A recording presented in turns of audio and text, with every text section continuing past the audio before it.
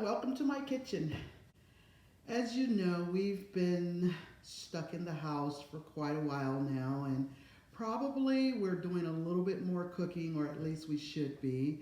We should not be going to the stands and fast food and getting pickup and that type of thing, because actually we need to get back in that kitchen and start doing those delicious meals that our family loved us for all along. Today I am going to show you a really easy recipe that you can make for your family. It's one skillet, doesn't take a lot of time, doesn't take a lot of ingredients. It's healthy for us, and I think you're going to enjoy it. I guarantee you'll want to make it again. So let's get started.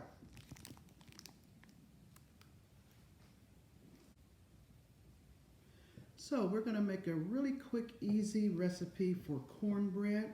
We'll start off with 1/2 cup of yellow cornmeal, 1/2 cup all-purpose flour, 1/4 cup of sugar, white sugar,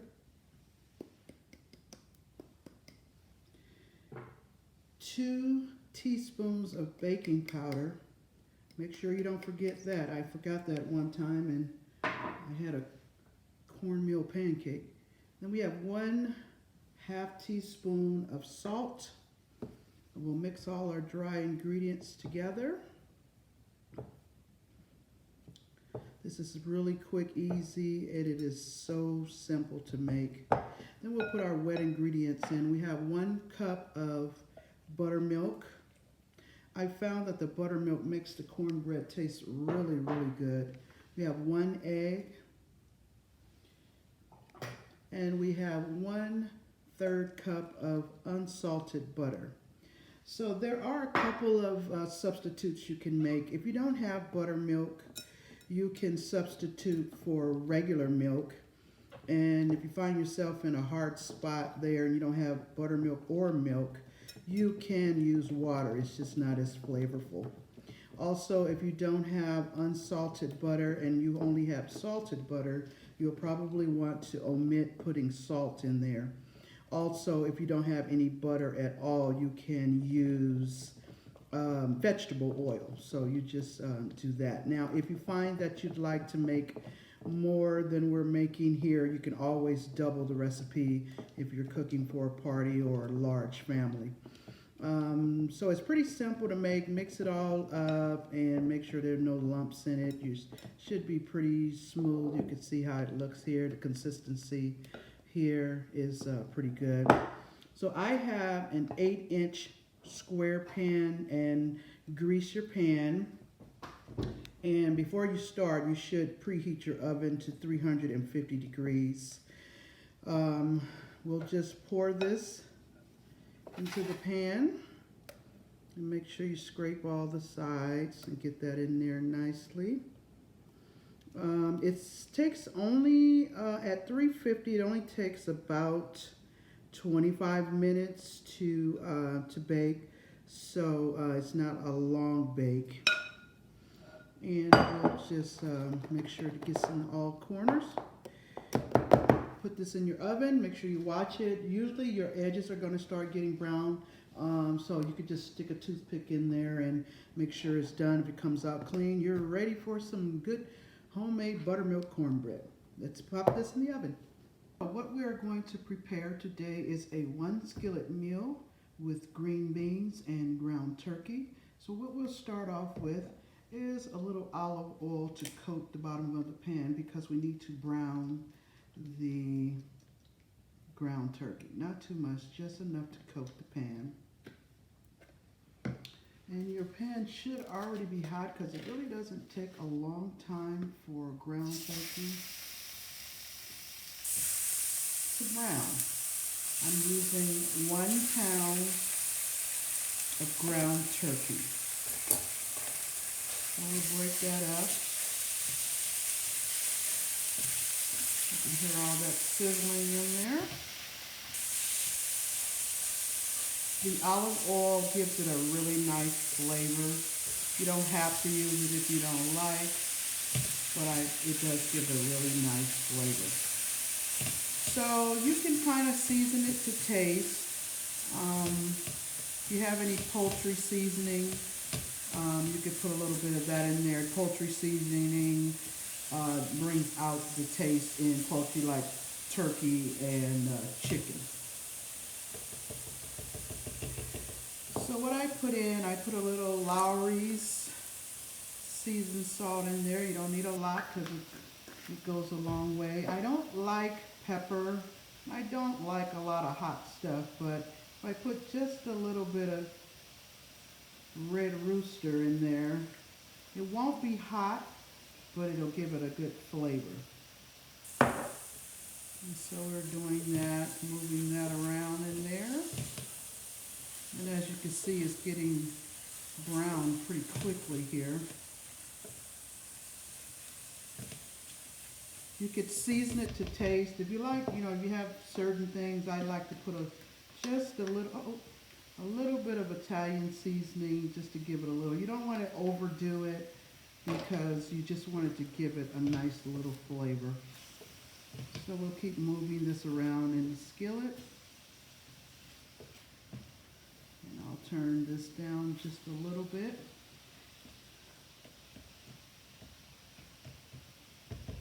I think I'll put, I think that's about it for seasoning for the meat. You start off your meal with your meat seasoned pretty well, you're halfway there because you don't need a whole lot more for the beans that we're going to do. So we'll put this, keep stirring that around. As you can see, it's getting brown pretty quickly here. So what you would do, you don't want a whole lot of lumps in it, so you'll just keep, using your spatula or whatever you're using to break it up as it's cooking. As you'll know, we're going to be using this in our bean mixture, so you don't want to overcook it because it's still going to cook a little bit more, but not that much because it doesn't take long for the beans to cook. So we're looking pretty good here. Looking pretty good. I tell you this, if you put just a little bit of olive oil in there, it makes all of the difference. I use this recipe when I'm making our turkey tacos, which is good, and I just saute some onions and put a little bit of Parmesan cheese in that, and we're good to go. You don't need all that extra stuff in the taco. So this is looking good. We're going to put this to the side. And I'm going to show you how to dice an onion for our bean mixture.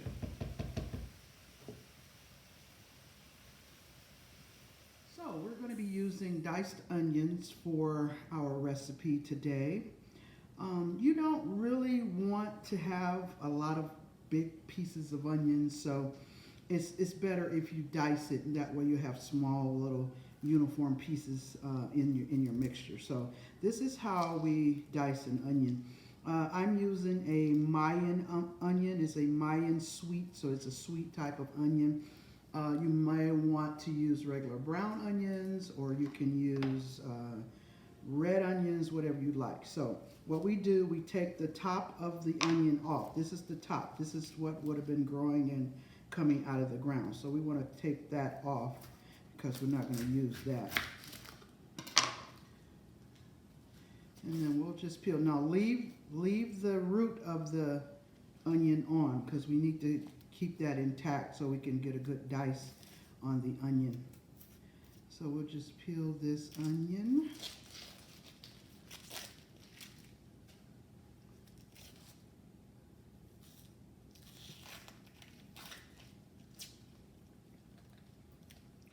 So we got this nice and peeled. So what we're going to do, just lay the onion down on the flat side that you just cut. And we're going to cut this down the middle because you want some of the root on both sides of the onion, or whichever way, yeah. You want it on both sides of the onion. This is what is going to keep our onion intact while we're dicing the onion. So So what you want to do is use your knife, and be careful when you're using knives, because if you're not comfortable with knives, you can cut yourself. So always know where your fingers and your hands are when you have knives. So what we're going to do, we're going to start cutting here. Don't cut it all the way off. You want to cut it where it's going to go right to where the root of the onion is.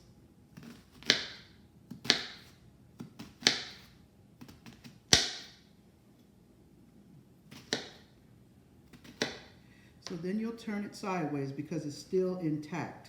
So what you want to do is go maybe about a fourth of the way up, and you'll take your knife and you'll just go all the way through the onion, but don't go all the way through the root of the onion. So you kind of stop there. And then you'll want to come about halfway up and do the same thing, and always remember where your fingers are. And then we'll go up just a little bit higher and know where your fingers are. So then all you'll need to do is take your knife and come straight down, and you'll see you'll get a really nice dice of the onion. See how it's nice and small and cut in uniform. You know, you could buy it, if you don't want to do it, you could buy them already diced in the store, but you know, if you're going to go all the way, just go all the way. So we have that, and you have a nice dice of the onions. Nice and small, nice and small. So we'll do that one more time, since we're going to use the entire onion in our mixture. Once again, what you'll do, lay it on the flat side, and you're going to go down. Don't cut it all the way to the root, but you will make some nice little thin slices going down. And remember, always know where your fingers and your thumb and your hands, remember where they're at all times. So then you turn it to the side, and remember, we're going to go about a quarter of the way up, and you'll go directly to the other side, but don't cut the root off. Go about halfway through the onion, do the same thing, and then we're going to go right at the top and do the same thing. And then once that's all done, you'll take your knife and make some nice little small slices, and there you have a nicely diced onion.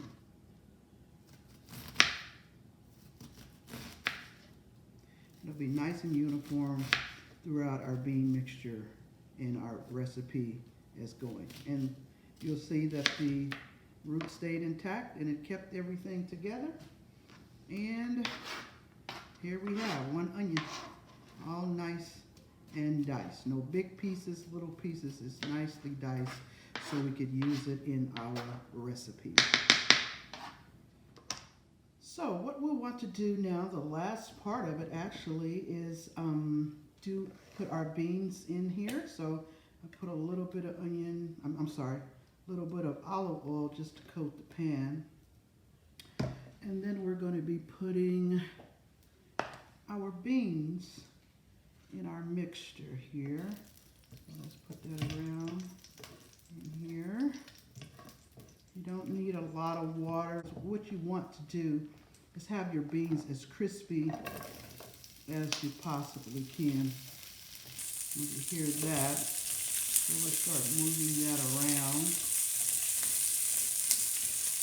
You just keep that going. A lot of us, we tend to overcook our vegetables when we don't need to. A lot of times when we overcook our vegetables, we're cooking all of the nutrients out of it. And actually we don't want to fry these beans, so let me put just a little bit of water in the beans. It's almost like stir fry.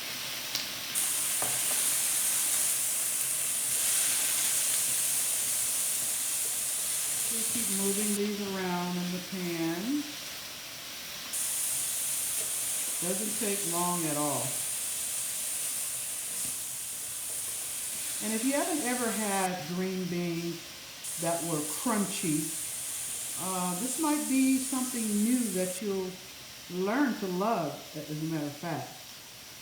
So with the beans, I like to put just a little bit of seasoning salt in the beans, just a little bit, not a lot, just a little bit. A little goes a long way with vegetables. So you just keep that moving around in the pan. It's okay, you don't have to use fresh beans if you don't like. You could use frozen green beans. Usually when I make this recipe, I use frozen French cut green beans, which will work just as well. But you know, with this lack of things in the grocery store, I couldn't find any of those, so I could find some regular green beans. So we'll just keep that going, keep that moving around. And you just keep it going. So we'll put some, those onions that we cut up earlier, let's just put those in the pan.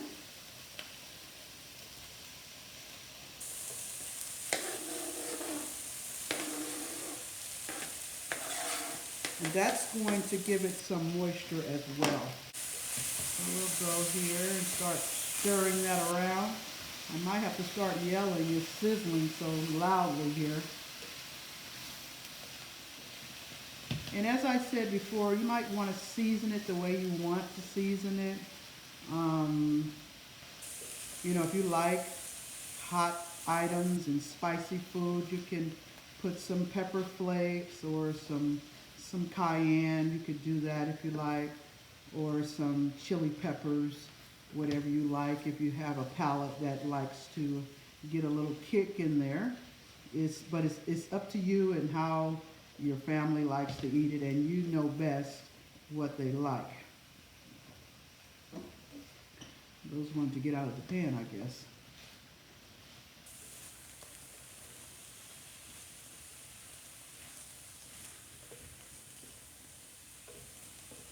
So this is looking really good here. Doesn't take a long time to cook. As a matter of fact, there are some green beans in the store that are already pre-washed 3 times, and they're in a cellophane bag, and actually you don't have to do anything except punch a couple holes in the bag and throw it in your microwave for 3 or 4 minutes, and voila, you have some vegetables there.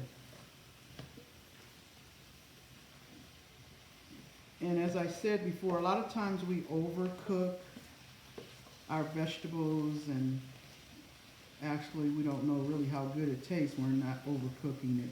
It's probably just, you know, how we were brought up, or our culture, how we learn to do it. But there are studies that say there are a lot of nutrients and vitamins in the things that we eat, but if we cook it too long, we just cook all of that stuff right out of it. So let's see, while we're doing this,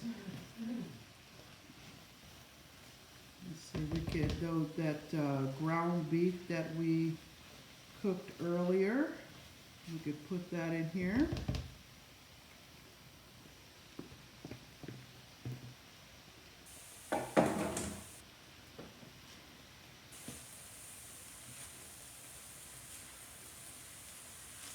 Starting to look really good here.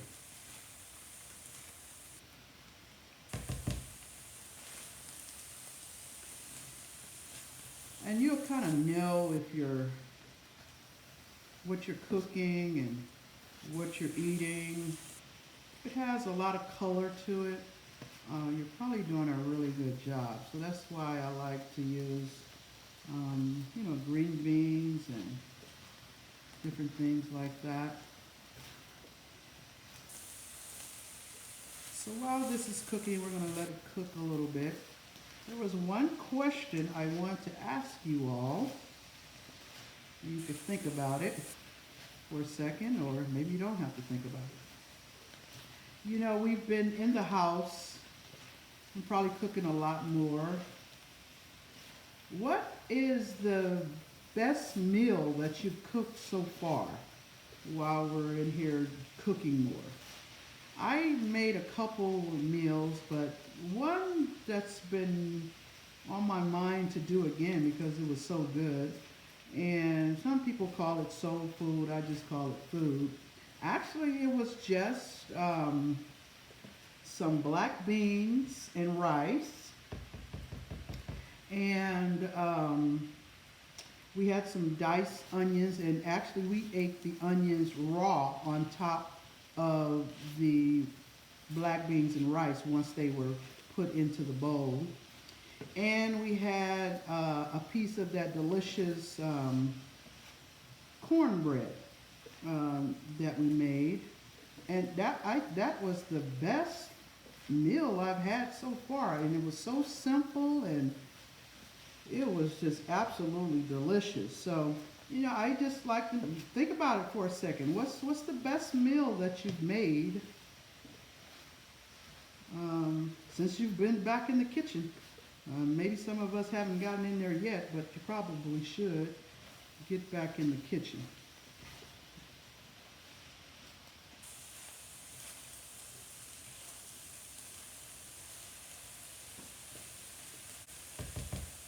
So to give it just a little bit more taste, I use a little bit of minced garlic. You don't need to do a lot. When you open this jar, you can tell it's strong. So I use about a teaspoon and a half of minced garlic. Stir that around in there.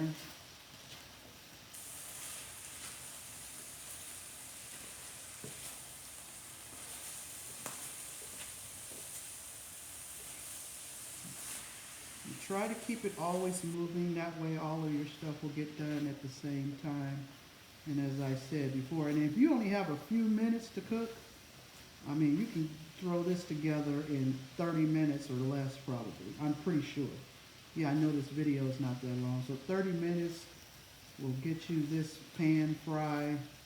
Everybody will be happy to eat, and you got proteins, you got vegetables. And for those who may not eat ground beef or ground turkey, you could just use this recipe without the meat. And you know, if you do eat fish, you could just decide to make one of my recipes is a Parmesan crusted tilapia.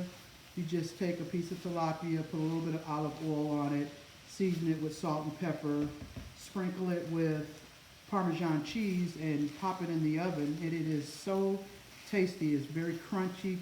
The Parmesan cheese makes a crust on the top. So you'll just have your bean mixture here and a piece of tilapia, and you are good to go. Let's see. So just to give it a little bit more color, I'll just add a little bit of sun-dried tomatoes. They come in a jar. It's called bruschetta, and it's made with Italian basil. So you can kind of put a little bit of that in there.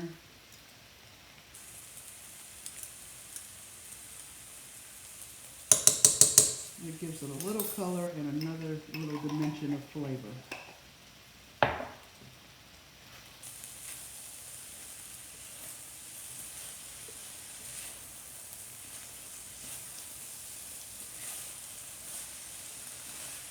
And we are just about done. I guess you don't have smell-o-vision because this smells so good.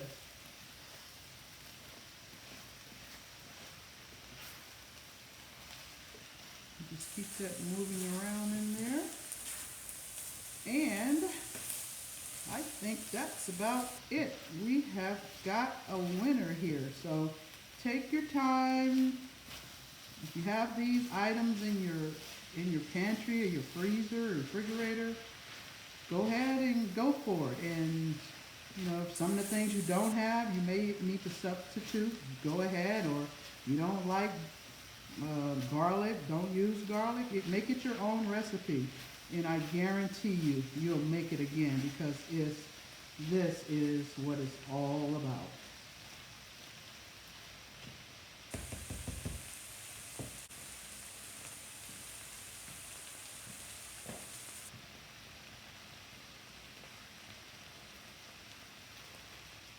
Well, that's it. And I hope you enjoyed our video session today. And hopefully you'll go out and try this recipe, and I know you'll like it. Your family will love you for it as well. So be safe, stay in, do what you need to do, take care of your family, and a shout out to my Safe House family. Bon appetit.